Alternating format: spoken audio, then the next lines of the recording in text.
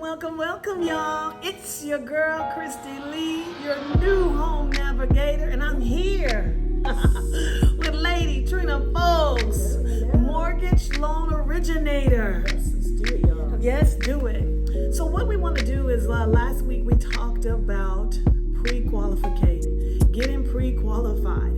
And today we're going to talk about pre-approval. Yes. So you need to know the difference between pre-qualification and pre-approval. And so I'm going to turn it into the hands of Miss Lady Folks. Well, thank you again, Kristy, for having me. Thank you all for listening. This is a very important topic, and we want to just keep this education train rolling because the point is to get those keys. Oh, yes. That's the whole point, to get the keys. So you talk about pre-qualification. That's just us talking your scenario through. You know, where do you work? How much money you make? How long you been on your job? We're talking it through. And that's the first step. But to get pre-approved means, okay, let's do an application and provide documents to support what we've been talking about.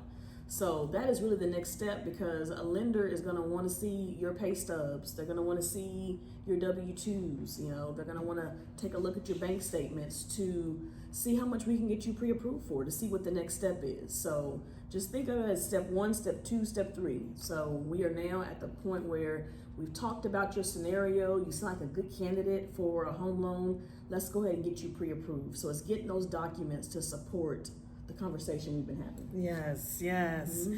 And so what documentation or information does a lender want for pre-approval? So standard documents, y'all, just be ready to think about it. You're getting a loan for a home. So they want to check you out. That's fair.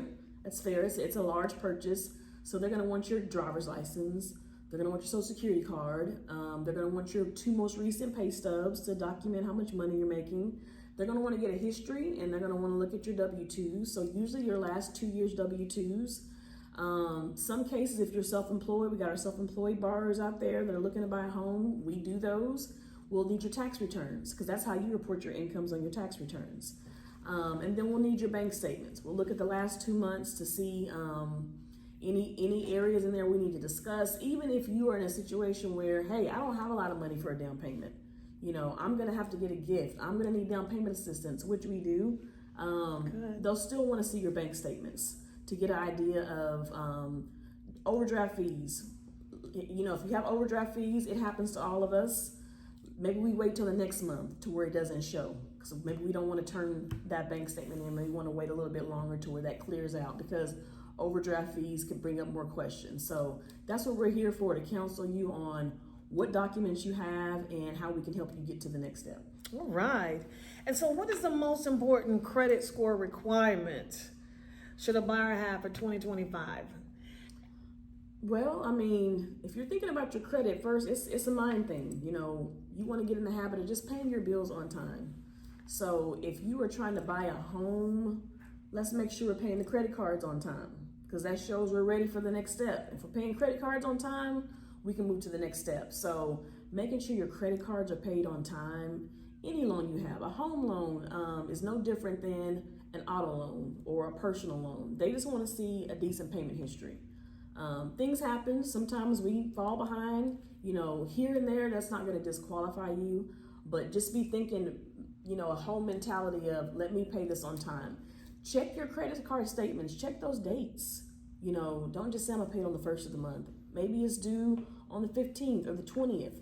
Check those dates to make sure you're paying on or before, and that's going to just help build your credit score higher and higher. That's going to help to improve their credit. Yes, absolutely. So you want to improve your credit. So the steps is, okay, the pre-qualification, we're just having a talk. We're getting you ready for where you want to go. The pre-approval is that letter in your hand with the amount. And so we had to get that real clear because the words are so interchangeable. Mm-hmm. And so the pre-approval is that letter in your hand. Yes. This is how much house you can afford. Time to go house shopping. Yes, time to get the keys. Get the keys. And so then once you get that, then you're ready to get with your realtor. Yes. And you want somebody that you can trust. Mm-hmm. Just get somebody that you know is going to trust, is going to work in your best interests. And like we said last week, when you said that you know this deal is going to be Yeah, I mean, sometimes we have different scenarios for different customers. Me and Kristy, we work together. I'll say, hey, Kristy, I got, Miss Jones pre-approved, but she's going to need some help with closing costs. When you all find that home that she loves, see if that seller's motivated. See if they're willing to pay some closing costs, because that's what this deal is going to be required for us to get to the next step. So that's why it's very important working with the realtor that you trust, that we're going to work together on this deal to get it done. So y'all, we are through talking about pre-approval. So you want to get you pre-qualified, gets you to the starting point. Yes. Pre-approval gets the letter in your hand. Yes. You get with your realtor, say, hey, I'm ready to go. And so we hope that you enjoyed this segment, and we'll see you next time. See you next time. Bye. Bye.